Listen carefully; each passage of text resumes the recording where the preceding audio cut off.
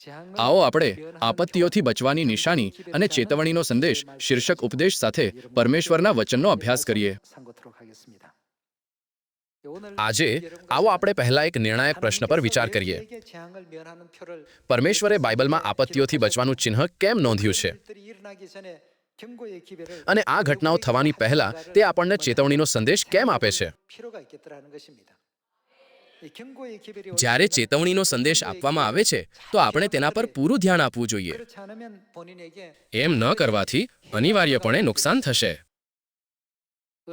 ઉદાહરણ તરીકે, એપાર્ટમેન્ટના પાર્કિંગમાં એક ચેતવણી ચિહ્ન હતું જેમાં લખ્યું હતું, અહીં પાર્ક ન કરો. બીજી યોગ્ય જગ્યા ન મળવાથી એક વ્યક્તિએ ચેતવણીની અવગણના કરી અને ત્યાં પાર્ક કરી દીધી.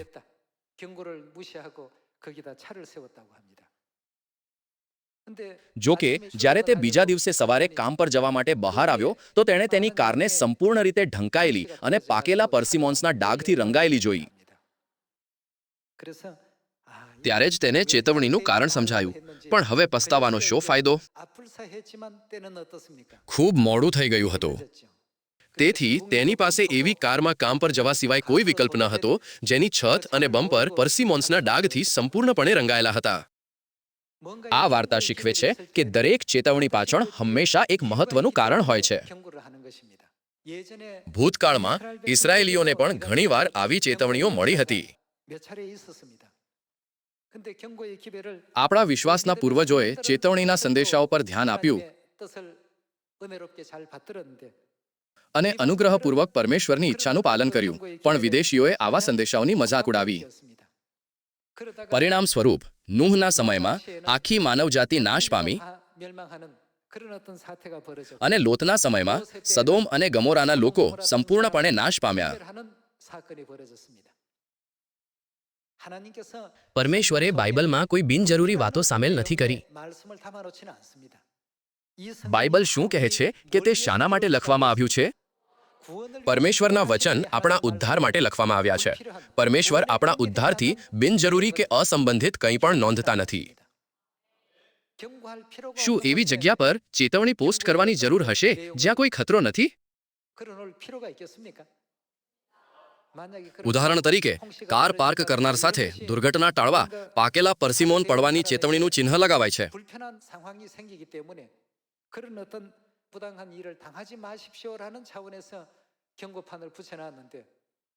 જો લોકો તેની અવગણના કરે તો તેમને છેવટે કિંમત ચૂકવવી પડશે.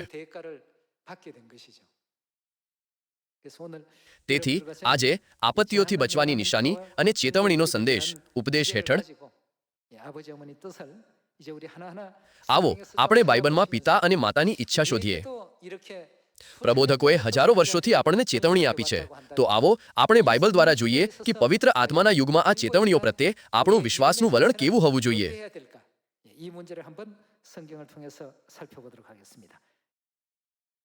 આવો આપણે 1 રાજાઓ અધ્યાય 13 વચન 11ના શિક્ષણને એક સાથે જોઈએ.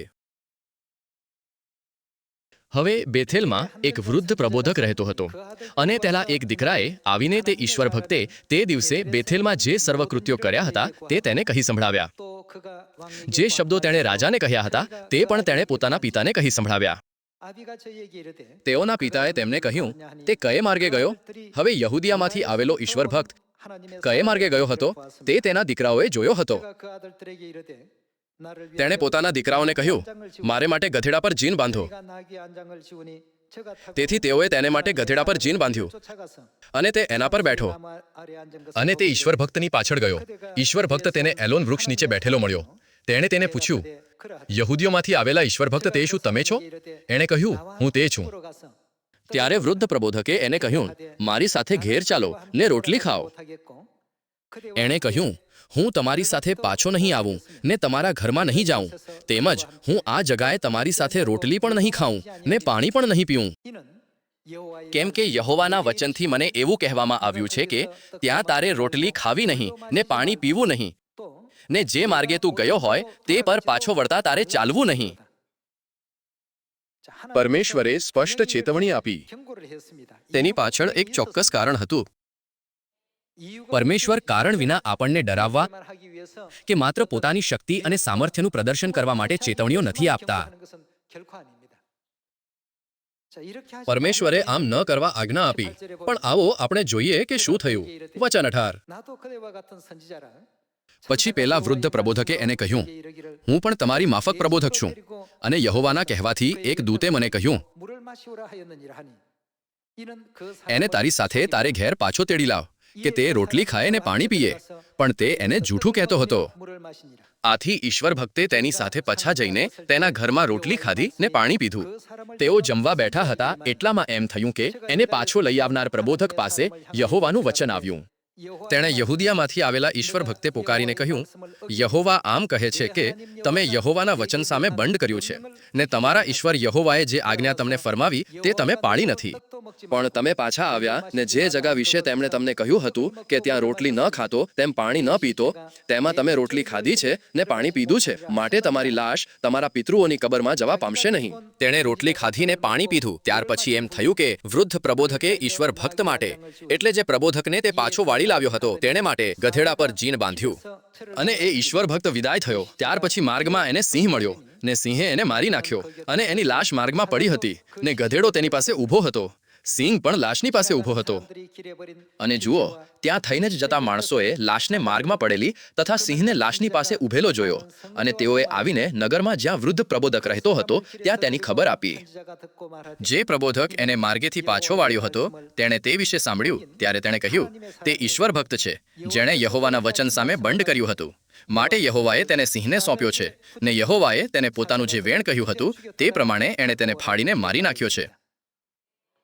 આપણે આ વચનમાં જોઈ શકીએ છીએ કે જ્યારે પરમેશ્વરનો ભક્ત બેથેલ ગયો ત્યારે પરમેશ્વરે તેને ચેતવણીનો સંદેશ આપ્યો હતો.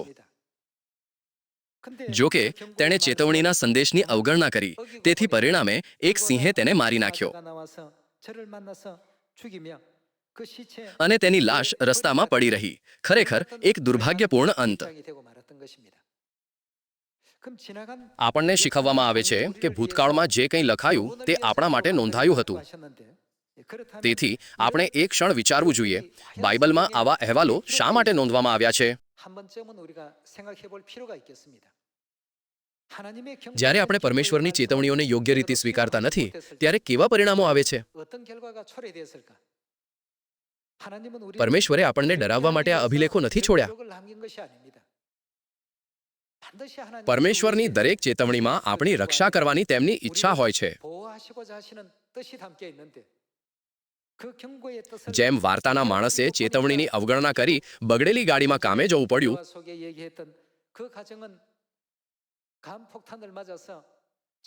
તેમજ પરમેશ્વરના માણસે ચેતવણીની અવગણના કરી સિંહ દ્વારા ફાડી નંખાવાની દુર્ઘટના નોતરી.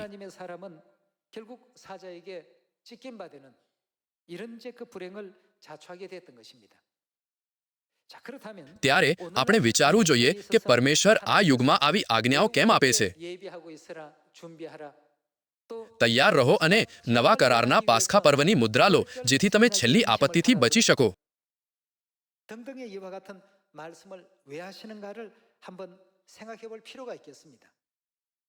તેઓ આપણને આવો ચેતવણીભર્યો સંદેશ કેમ મોકલશે?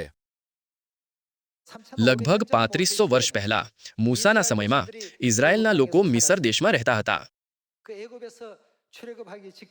મિસરથી તેમના નિર્ગમનની ઠીક પહેલા આગલી રાત્રે પરમેશ્વરે તેમને પાસ્ખા પર્વ મનાવવાની આજ્ઞા આપી. તેના દ્વારા પરમેશ્વરે ઇઝરાયેલના લોકોને પાપી દેશ મિસરથી છોડાવ્યા. જો કે મિસ્રીઓ માટે પરમેશ્વરે તે દિવસને વિનાશનો દિવસ ઠરાવ્યો, જે દિવસે તેઓ તેમના સર્વપ્રથમ જનિતોને મારી નાખશે. તે સમયે પરમેશ્વરે એક વિશેષ વચન આપ્યું. વચન એ હતું કે જો પાસ્ખાના હલવાનું લોહી ઓતરંગ અને બારસાખો પર લગાવવામાં આવે તો ભલે તે ઘર મિસ્રીનું હોય કે ઇઝરાયેલીનું, શું થશે? આપત્તિ પાર થઈ જશે. જો કે પરમેશ્વરે કહ્યું કે લોહી વગરનું કોઈ પણ ઘર નાશ પામશે, ભલે તે કોઈ ઇઝરાયેલીનું ઘર કેમ ન હોય. ઇઝરાયેલીઓએ આ ચેતવણીનો કેવો પ્રતિભાવ આપ્યો? તે બધાએ તેનો સ્વીકાર કર્યો અને તૈયારીઓ કરી. દરેક ઇઝરાયેલીના ઘરમાં હલવાન કાપીને તેનું લોહી ઓતરંગ અને બારસાખો પર લગાવવામાં આવ્યું. મિસ્રીઓ વિશે શું? એમના ઘરોમાંથી એકે પણ એમ ન કર્યું. બીજા શબ્દોમાં તફાવત એ હતો કે ઇઝરાયેલીઓએ ચેતવણી સ્વીકારી, જ્યારે મિસ્રીઓએ ચેતવણીના સંદેશને ગંભીરતાથી ન લીધો.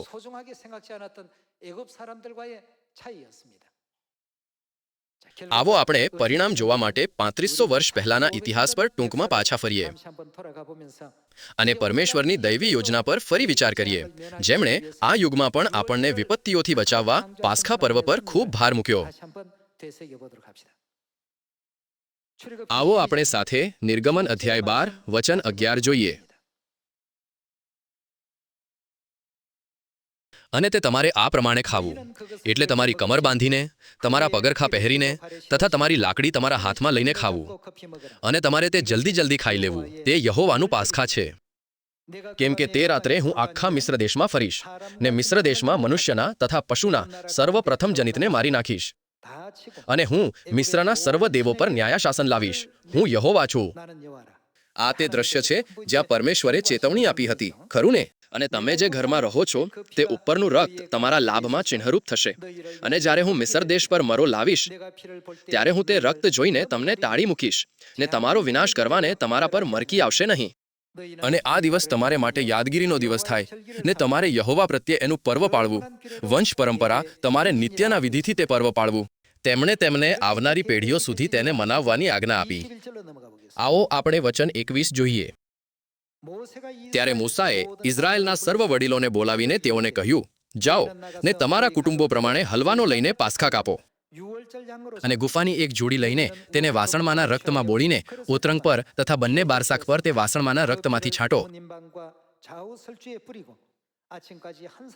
અને સવાર સુધી તમારામાંના કોઈએ ઘરના બારણાની બહાર જવું નહીં, કેમ કે મિસ્રીઓ ઉપર મરો લાવવા માટે યહોવા આખા દેશમાં ફરશે. અને ઓતરંગ ઉપર તથા બંને બારસાખ પર તે રક્ત જોઈને યહોવા તે બારણું ટાળી મૂકશે ને વિનાશકને તમારા ઘરોમાં પેસીને તમારા પર મરો લાવવા દેશે નહીં. અને તમે તથા તમારા દીકરાઓ આ બાબતને સદાના વિધિ તરીકે પાળો. અને યહોવા તેના વચન પ્રમાણે જે દેશ તમને આપશે ત્યારે એમ થાય કે તમે એ સંસ્કાર પાળશો. અને એમ થશે કે જ્યારે તમારા છોકરા તમને પૂછે કે એ સંસ્કારનો અર્થ શું છે, ત્યારે તમારે એમ કહેવું કે એ યહોવાનો પાસ્ખા યજ્ઞ છે. કેમ કે જ્યારે યહોવા મિસ્રીઓ ઉપર મરો લાવ્યા ને આપણા ઘરો બચાવ્યા, ત્યારે તેમણે મિસરમાં રહેનાર ઇઝરાયેલીઓના ઘરોને ટાળી મૂક્યા. ત્યારે લોકોએ માથું નમાવીને ભજન કર્યું. તેઓએ શું કર્યું?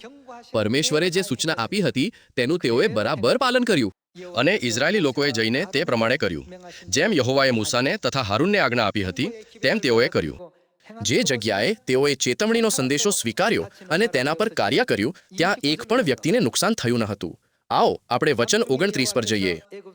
અને મધરાતે એમ થયું કે યહોવાએ રાજ્યાસ અને બિરાજમાન ફારૂનના પ્રથમ જનિતથી માંડીને તુરંગવાસી કેદીના પ્રથમ જનિત સુધી મિસર દેશમાંના સર્વપ્રથમ જનિતોને મારી નાખ્યા, અને પશુના સર્વપ્રથમ જન્મેલાને પણ મારી નાખ્યા. અને રાત્રે ફારૂન તથા તેના સર્વ સેવકો તથા સર્વ મિસ્રીઓ ઉઠ્યા, અને મિસરમાં ભારે વિલાપ થયો, કેમ કે એવું એક પણ ઘર નહોતું કે જ્યાં એક માર્યો ગયો ન હોય. એક પણ ઘર બાકી રહ્યું, એક પણ ઘર બચ્યું નહીં. જ્યારે આપણે ચેતવણીનો સંદેશ સ્વીકારવામાં નિષ્ફળ જઈએ છીએ ત્યારે આવું જ થાય છે. જ્યારે પરમેશ્વરે આખા મિસ્રમાં વિનાશ લાવ્યો, જેમાં કોઈ ઘર મરણ દ્વારા બાકી રાખવામાં આવ્યું ન હતું, ત્યારે ફારૂન ઇઝરાયેલીઓને હવે બંદી બનાવી રાખી શક્યો નહીં. તે રાત્રે તેણે મૂસા અને હારૂનને બોલાવીને કહ્યું, તમારા બધા લોકોને લઈને જાઓ.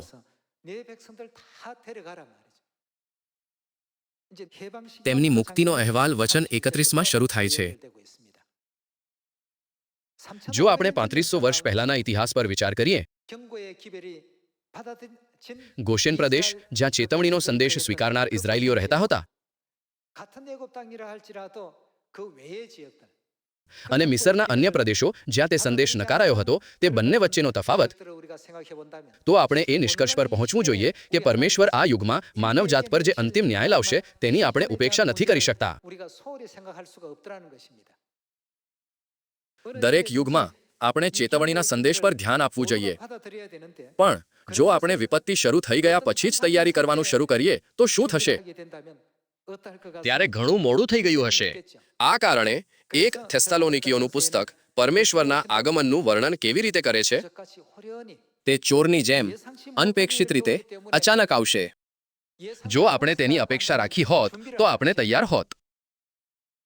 જેમ લખેલું છે, તમે જાણતા નથી કે કયે દિવસે તમારો પ્રભુ આવશે. તે ચોરની જેમ અચાનક આવશે.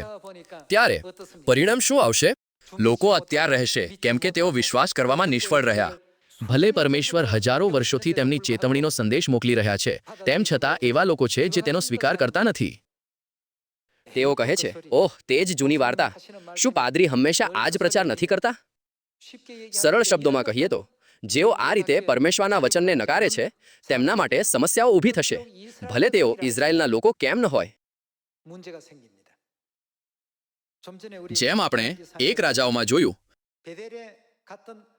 બેથેલ ગયેલા પરમેશ્વરના સેવકને પણ ભયાનક આફતનો સામનો કરવો પડ્યો, કારણ કે તે પરમેશ્વરની ચેતવણીનું પાલન કરવામાં નિષ્ફળ રહ્યો.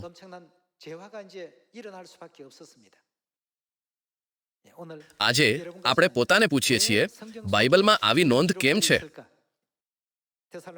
મને આશા છે કે આપણે 1 થેસલોનિકીઓ અધ્યાય 5 દ્વારા આ યુગ માટે પરમેશ્વરના ચેતવણીના સંદેશની કાળજીપૂર્વક તપાસ કરીશું.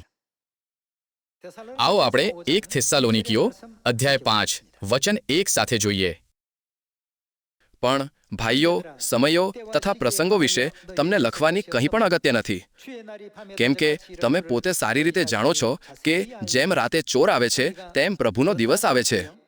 કેમ કે જ્યારે તેઓ કહે છે કે તેઓ શું કહે છે? શાંતિ તથા સલામતી છે. શું એનો અર્થ એ છે કે તેની આગાહી કરી શકાય છે કે નહીં? એવા સમયે જ્યારે શાંતિ અને સલામતી હોય અને આફતોના કોઈ ચિહ્નો ન હોય, ત્યારે પ્રસૂતાની પીડાની જેમ તેઓનો અચાનક નાશ થશે. શું પ્રસૂતિની પીડા આવતા પહેલા ચેતવણી આપવામાં આવે છે? તે અચાનક આવે છે, ખરું ને? એક સ્ત્રી રાત્રિભોજન કરતી હોય છે અને બીજી જ ક્ષણે તેને હોસ્પિટલ લઈ જવી પડે છે.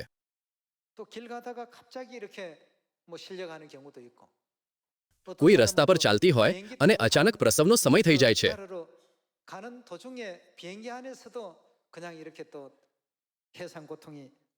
સમાચારોમાં એવી વાતો પણ આવે છે કે સ્ત્રીઓ વિમાનમાં વાદળોથી પણ ઊંચે બાળકને જન્મ આપે છે.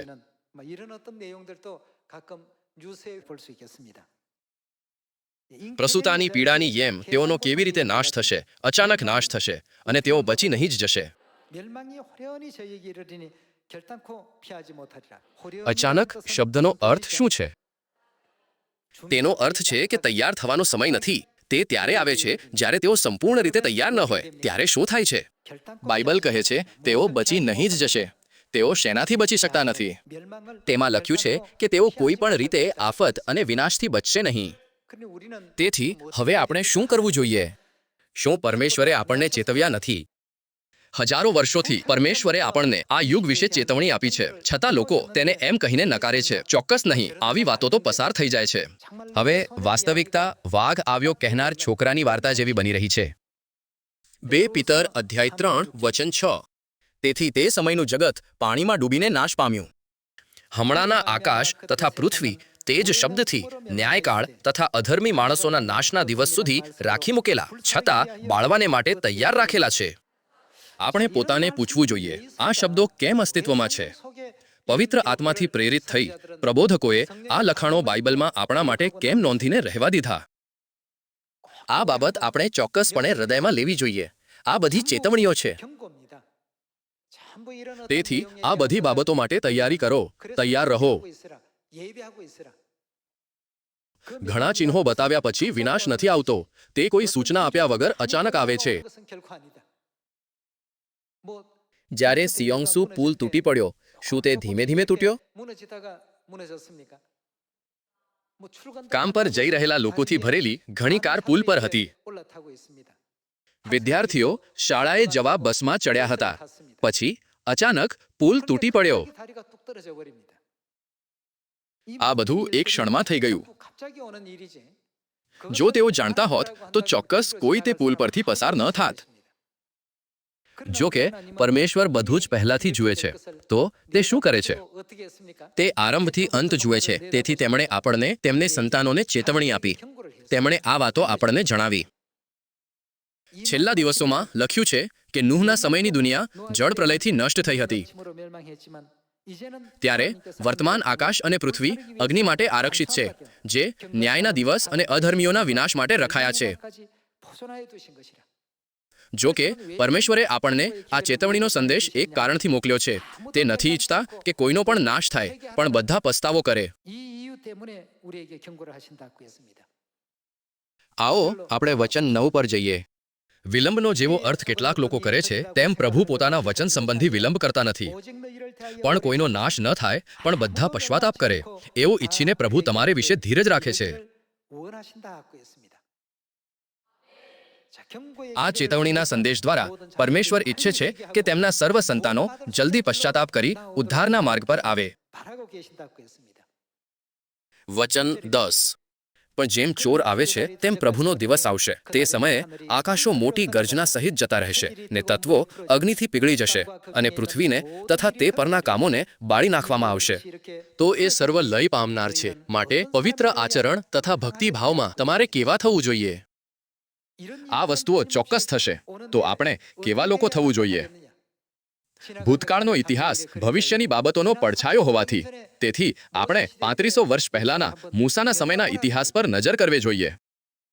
જ્યારે આપણે પાછળ ફરીને જોઈએ છીએ, ત્યારે જે પરિવારોએ ચેતવણીના સંદેશ પર ધ્યાન ન આપ્યું, તેમનું શું થયું? એક પણ ઘર વિનાશથી બચ્યું ન હતું.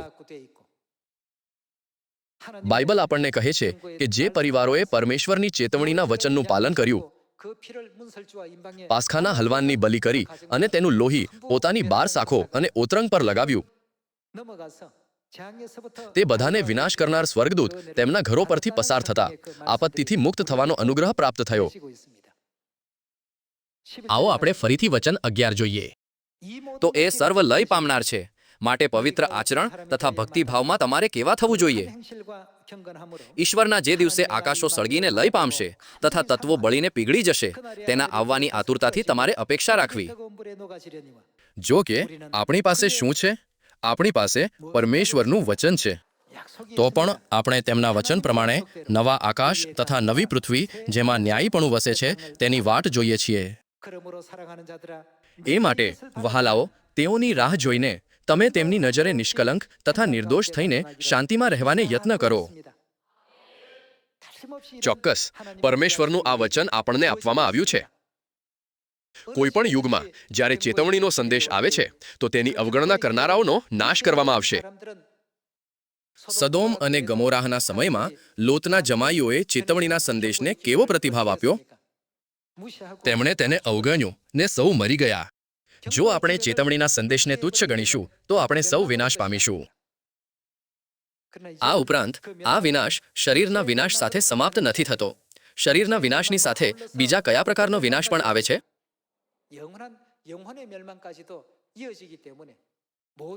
આ આત્માના અનંત વિનાશ તરફ દોરી જતું હોવાથી, તેથી આપણે પરમેશ્વરના ચેતવણીના સંદેશની ઝડપથી ઘોષણા કરવી જોઈએ કે બધા લોકો નવા કરારના પાસ્ખા પર્વ દ્વારા આપત્તિઓથી બચે.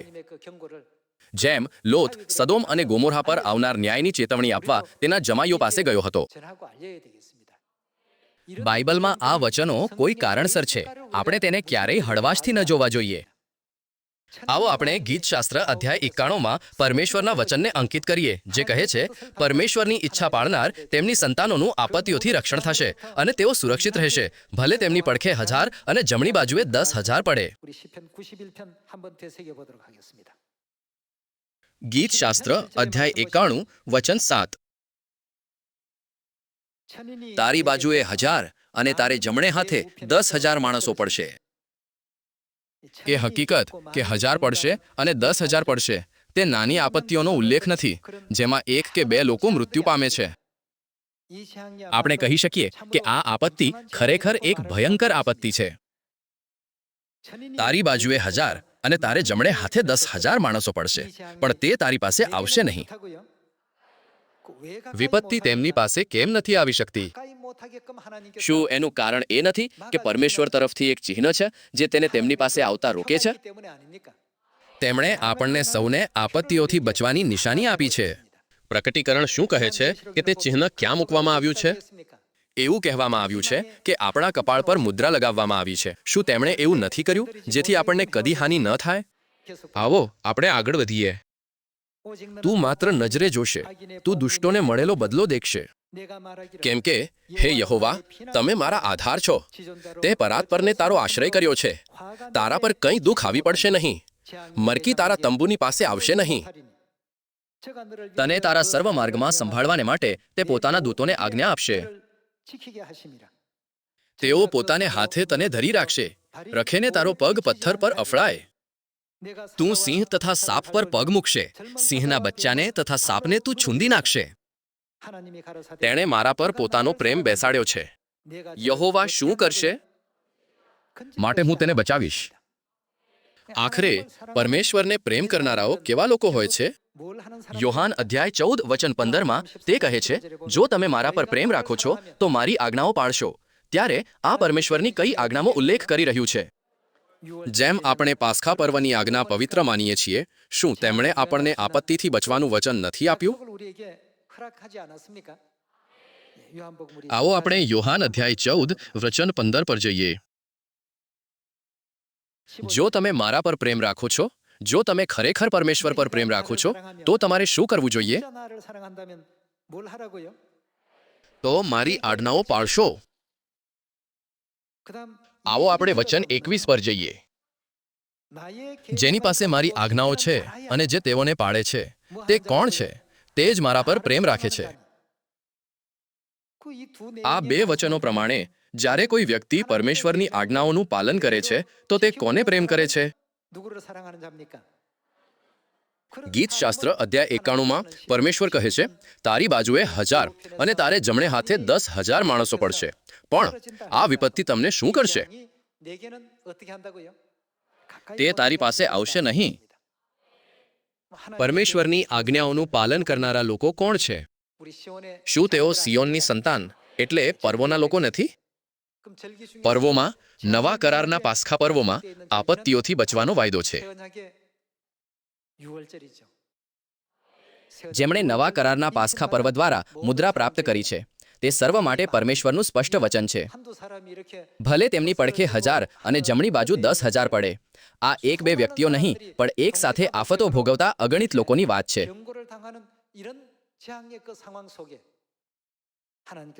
તે તેઓને બચાવશે, તેમની સાથે રહેશે, તેમનું રક્ષણ કરશે અને કોઈ વિપત્તિને તેમના તંબુ પાસે આવવા દેશે નહીં. આ ચેતવણી માનવ જાતિ માટે માત્ર 1 કે 2 વર્ષની નથી. આ એક ચેતવણી છે જે હજારો વર્ષોથી આપવામાં આવી રહી છે. જેઓ કહે છે, મેં આ ચેતવણી નથી જોઈ, મેં તેના વિશે સાંભળ્યું નથી, તેઓ જૂઠા છે. 1-2 વર્ષની ચેતવણી પણ અસરકારક હોય છે. 1 દિવસની ચેતવણી પણ અસરકારક છે. પણ પરમેશ્વરે 1000થી વધુ વર્ષોથી ચેતવણી આપી છે. તેથી આપણે એવા બહાના ન બનાવી શકીએ કે મેં તે જોઈ નહીં એટલે મને ખબર ન હતી, અથવા તે હોવા છતાં તે સાચી ન લાગી એટલે મેં તે પાળી નહીં. તેથી હું પ્રાર્થના કરું છું કે જો આવી વિપત્તિઓ આપણા પર અચાનક આવી જાય તો પણ આપણે બધા સિયોનમાં ભાગી જઈએ, જેથી પિતા અને માતાની સાથે આપણે સર્વ આપત્તિઓથી સંપૂર્ણ રીતે છુટકારો મેળવી શકીએ અને સ્વર્ગના અનંત રાજ્ય પર આપણી આશા રાખી શકીએ.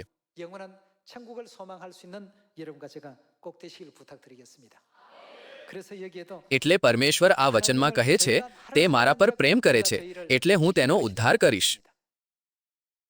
તો આપણે પરમેશ્વરને પ્રેમ કરીએ છીએ તેની ચોક્કસ સાબિતી શું છે? શું તે આપણે પાળી રહેલી આજ્ઞાઓમાં નથી? ઈસુએ કહ્યું, જો તમે મારા પર પ્રેમ રાખો છો તો મારી આજ્ઞાઓ પાળશો, અને જેની પાસે મારી આજ્ઞાઓ છે અને જે તેઓને પાળે છે, તે જ મારા પર પ્રેમ રાખે છે.